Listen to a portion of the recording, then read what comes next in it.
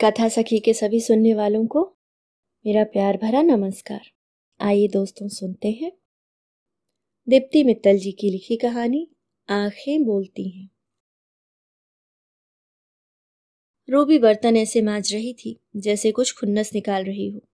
जोर जोर से बर्तन पटकने की आवाजें, एक आध हाथ से छूटकर गिर जाने की टनटनाहट, धीमी धीमी बड़बड़ाहट की गुनगुन, झल्लाए तेवर और तेजी से चलते हाथ। रूबी का हाल वही था जो अक्सर काम वाली बाइयों के अचानक से न आने की खबर सुन किसी भी गृहस्थन का हो जाता है। और सोने पर सुहागा तब होता है जब घर में मेहमान भी आए हुए हों। कितना भी पहले बोलकर रखो इन लोगों को, मगर ठीक एंड टाइम पर छुट्टी मारती हैं। 2 महीने से बोल रखा था चंदा को, मई के पहले 2 हफ्ते कोई छुट्टी मत लेना, माँ आ रही हैं। पैसे भी माँ मेरे पास नहीं आती, बड़ी मुश्किलों से राजी किया था कि कभी तो बेटी के पास भी रह जाया करो। बच्चे भी बोलते हैं सबकी नानियाँ आती हैं, एक हमारी ही नहीं आती। तब जाकर पूरे 5 साल बाद आई हैं। सोचा था उनके आने पर चंदा से कुछ एक्स्ट्रा काम करा लिया करूंगी ताकि उन्हें ज़्यादा समय दे सकूं, कुछ घुमा फिरा सकूंगी। मगर ये महारानी जी तो अपना काम करने से भी रहीं। घर कितना गंदा पड़ा है, बर्तन भी मुझे ही मांजने पड़ रहे हैं। बड़बड़ाते हुए रूबी की नज़र बार बार घड़ी की ओर जा रही थी। घड़ी की सुइयों के साथ उसके हाथों की गति भी बढ़ रही थी। ओह, कितना लेट हो गया, लगता है आरती तक ही पहुंच पाएंगे। रूबी की मम्मी निर्मला जी अपने गृहनगर बरेली से बाहर कम ही आती जाती थी। वे अधिकतर पूजा पाठ और सेवा कार्यों में ही व्यस्त रहती। मुंबई तो जैसे उन्हें दुनिया का दूसरा कोना लगता, इसलिए बेटी दामाद के लाख आग्रह के बाद भी उन्हें टाल दिया करती थी। वैसे भी मुंबई की भागती दौड़ती जिंदगी और उमस उन्हें बिल्कुल पसंद नहीं थी, फिर भी इस बार आ गई थी। रूबी बहुत कोशिश करती कि उन्हें कहीं घुमा लाए, मगर भीड़ से उनका जी घबराता था। आज पास की ही सोसाइटी में रूबी की एक पुरानी परिचिता स्मिता के यहाँ गृह प्रवेश की पूजा चल रही थी। निर्मला जी वहां जाने के लिए तैयार हो गईं। रूबी ने वहां समय से पहुंचना तय किया था, मगर सुबह उसकी बाई चंदा का फोन आ गया कि उसे बहुत जरूरी काम से गांव जाना पड़ रहा है, अतः वह 2 दिन काम पर नहीं आ पाएगी।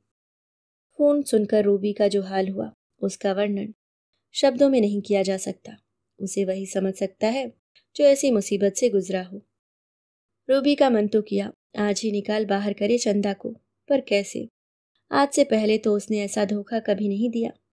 पैसे तो काट ही लूंगी, पर कैसे काट सकती हूँ? महीने की 2 छुट्टियां तो मान्य है, मगर कुछ माँ के आने का तो लिहाज करती। उसकी बड़बड़ जब निर्मला जी के कानों में पहुंची तो वे रूबी को समझाने आ गई।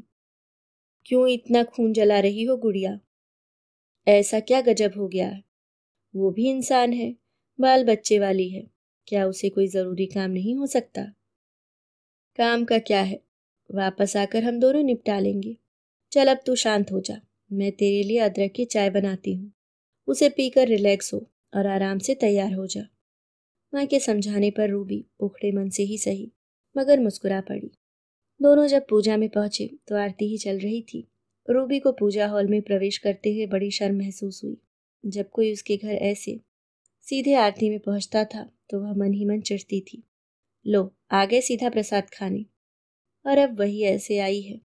स्मिता क्या सोचेगी? आरती के बाद भोजन का आयोजन था और उसके कुछ देर बाद सुंदरकांड शुरू होना था। भोजन के लिए बाहर एक अलग पंडाल की व्यवस्था थी। स्मिता को बधाई और गिफ्ट देकर रूबी और निर्मला जी ने लंच की प्लेट लगाई और पंडाल के एक कोने में सही जगह देखकर बैठ गए। खाना खाते हुए यूं ही रूबी की नजर हवा से हिल रहे पर्दों के बाहर चली गई तो वह चौंक पड़ी। अरे ये क्या, चंदा यहाँ? बाहर उसकी बाई चंदा बैठी बर्तन मांज रही थी। यह देख रूबी के भीतर एकाएक जो ज्वालामुखी फूटा। यदि उसका लावा बाहर आ जाता तो चंदा के साथ साथ सभी बर्तन भाड़े भी बहा कर ले जाता, मगर रूबी कैसे बहने देती? सामने उसकी माँ जो बैठी थी, माँ के सामने अपनी छवि कैसे खराब होने देती कि उसकी इतनी समझदार, मैच्योर, टफ बेटी एक बाई के धोखे से हिल गई। खैर रूबी ने जैसे तैसे खुद को संभाला और प्लेट में बचा खाना लगभग निगला और स्मिता के पास जाकर बातचीत करने लगी। यार स्मिता, एक बात तो बता, ये जो मेड बाहर बर्तन मांज रही है, ये तेरी परमानेंट मेड है क्या? अरे नहीं, ये मेरी मेड की पहचान वाली है। मुझे 2 दिन के लिए एक्स्ट्रा कामों के लिए एक मेड चाहिए थी, तो वह इसे ले आई। भली औरत है, सुबह से चुपचाप काम कर रही है, जो बोलू कर देती है। अच्छा, कितना लेती है एक दिन का? अच्छी है तो मैं भी कभी आगे बुला सकती हूँ। रूबी अनजान बनकर पूछने लगी। 500 पर डे पर बात हुई है। सुबह 6 बजे आ गई थी, रात तक रहेगी। इसने मेरी समय पर बड़ी मदद की, इसलिए सोच रही हूँ कल जाते समय कुछ खाना पीना और एक साड़ी दे दूंगी। रिश्तेदारों को बांटने के लिए थोक में मंगाई थी, कुछ बच गई हैं। स्मिता अपनी धुन में बोलती जा रही थी, मगर रूबी के तन बदन में जैसे आग लग गई थी। वाह, मेरे यहाँ से छुट्टी लेकर यहाँ अपनी जेब गरम कर रही है। 2 दिन में 1000 कमा लेगी। आए तो वापस एक बार बताती हूँ इसे। रूबी का मन ही मन भुनभुनाना शुरू हो गया। सुंदर कांड शुरू हो चुका था।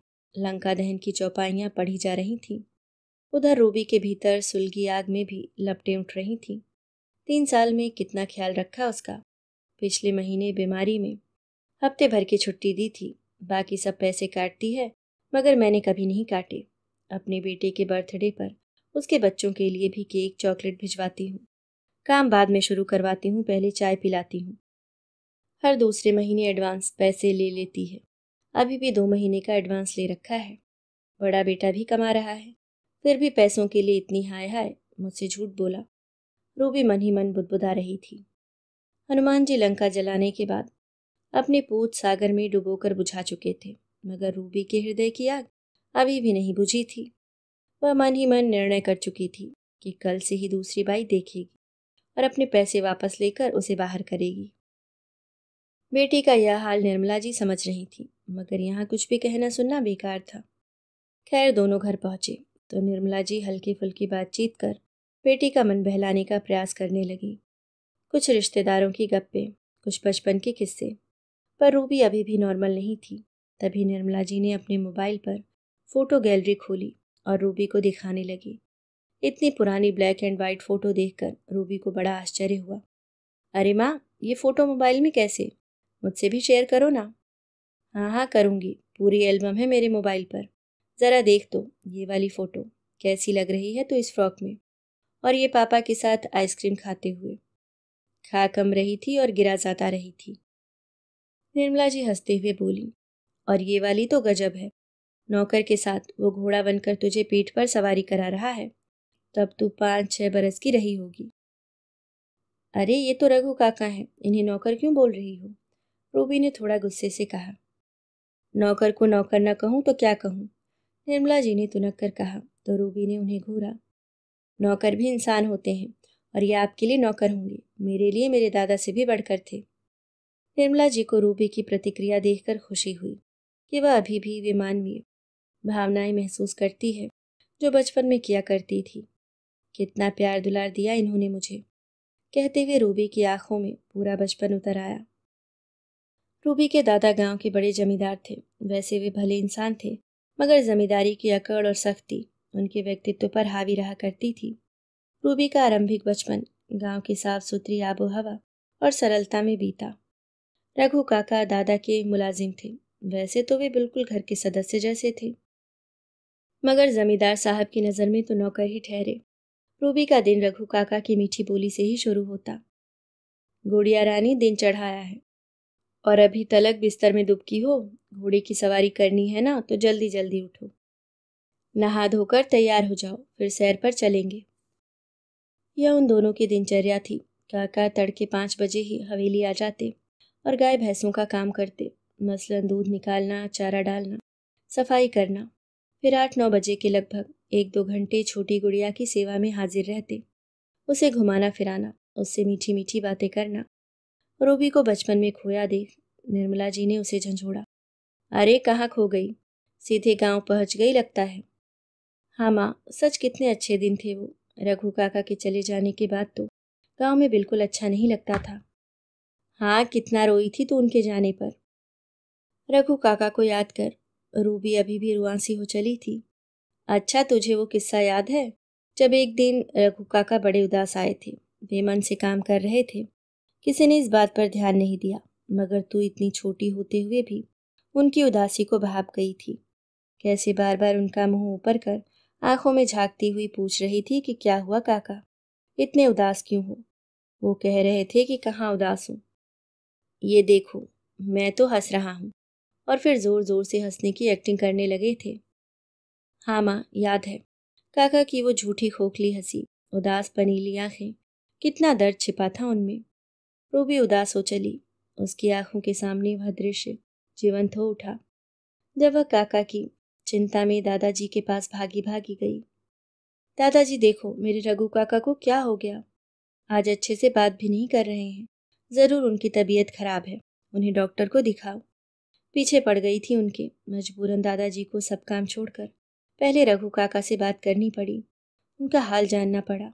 जब पता चला कि उनका बेटा बहुत बीमार था, इलाज के लिए पैसों की सख्त जरूरत थी, मगर उनका स्वाभिमान किसी के आगे हाथ फैलाने में कतरा रहा था, तब दादाजी ने उन्हें पैसे देकर मेरी ओर देखा था और बोले थे, अब खुश, अब तो मेरा पीछा छोड़ो मेरी माँ। हाँ गुड़िया, पर मुझे एक बात आज तक समझ नहीं आई कि बिन बताए उनकी परेशानी तुम कैसे समझ गई थी। कितनी छोटी थी तुम।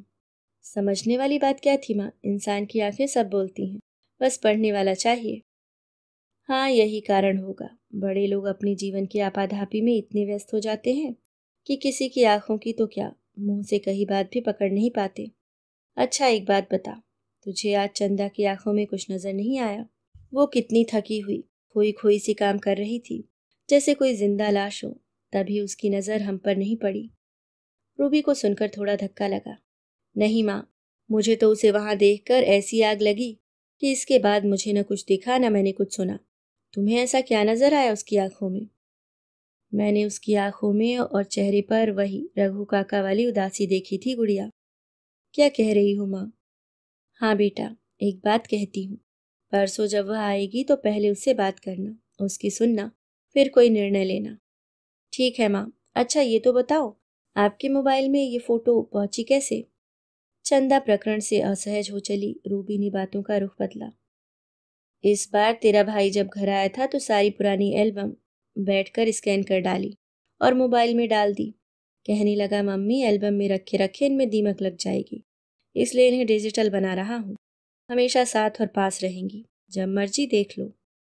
माँ बेटे की ऐसी ही बातों में 2 दिन गुजर गए। रूबी का मन अब शांत था। सुबह चंदा अपने तय समय पर आ गई। रूबी ने बड़े सहज भाव से पूछा, अरे चंदा, तेरा गांव का काम खत्म हुआ कि नहीं? हाँ दीदी, हो गया। चंदा नीची नजरें किए थोड़ा हकलाते हुए बोली, अच्छा, मुझे नहीं पता था तेरा गांव सन सिटी सोसाइटी में ही है। रूबी ने मुस्कुराते हुए कहा। सुनकर चंदा के पैरों तले जमीन निकल गई। चेहरे पर ऐसी हवाइयां उड़ी जैसे किसी चोर की हालत रंगे हाथों पकड़े जाने पर होती है। वो बुरी तरह घबराकर बोली, दीदी वो, मैं भी वहां गई थी, तुझे वहां काम करते देखा इसलिए पूछ रही हूँ। रूबी बिल्कुल संयत थी। ऐसी क्या बात हो गई चंदा, जो तुझे वहां काम करना पड़ा? पहले ही तेरे पास इतने काम हैं, ज्यादा काम करेगी तो शरीर थकेगा। पिछले महीने ही तुझे बुखार आया था, अभी कमजोरी पूरी तरह गई भी नहीं है। चंदा बेहद आश्चर्य में थी। उसका झूठ और धोखा पकड़ने के बाद भी दीदी इतने प्यार से बोल रही हैं। उसका अपराध बोध आंखों के रास्ते बह निकला। सुबकते हुए कहने लगी, क्या करती दीदी, छोटे की फीस भरनी थी। फीस न भरने पर मास्टर जी ने उसे पूरे दिन कक्षा से बाहर खड़ा रखा था। पर तेरा तो बड़ा बेटा भी नौकरी करता है ना, फिर? कहाँ दीदी, वो तो 4 महीने से घर पर बैठा है। आपसे जो फीस भरने के लिए एडवांस लिया था, वह पूरा मेरी बीमारी पर ही खर्च हो गया था। अरे तुम मुझसे क्यों नहीं बोली? रूबी ने उसके कंधे थपथपाए। क्या बोलती दीदी, एक आप ही हो जो जरूरत पर मदद कर देती हो। बाकी लोगों ने तो बीमारी की छुट्टी के भी पैसे काट लिए। आपसे कितना मांगूं, मुझे शर्म आती है दीदी। चंदा बुरी तरह फफकने लगी। मुझे माफ कर दो दीदी। माफी किस बात की चंदा, तू आखिर माँ है, अकेले अपने बच्चों को पाल रही है। मैं तो तुझे वहां देखकर ही समझ गई थी कि तू बहुत परेशानी में ही आई है, वरना कभी ऐसा न करती। आगे से ऐसी कुछ बात हो तो बता दिया कर, मुझसे शर्माने की जरूरत नहीं। तू भी तो मेरी जरूरत पर कितना एक्स्ट्रा काम कर देती है। लोग ऐसे ही एक दूसरे के काम आते हैं। चल अब चुप हो जा, मैं पहले तेरे लिए चाय बनाती हूँ, चाय पीकर काम शुरू करना। दिल का बोझ उतर चुका था, चंदा का भी और रूबी का भी। रूबी रसोई में चाय बनाने जा रही थी। चंदा पल्लू से आँख नाक पोंछ रही थी और निर्मला जी अपनी बिटिया को देख मंद मंद मुस्कुरा रही थी, क्योंकि उन्हें वहाँ 35 साल की सेल्फ सेंटर्ड आधुनिका रूबी नहीं, बल्कि 6 साल की गुड़िया नजर आ रही थी, जो आंखों की बोली समझती थी। अभी आप सुन रहे थे दीप्ति मित्तल जी की लिखी कहानी आंखें बोलती हैं।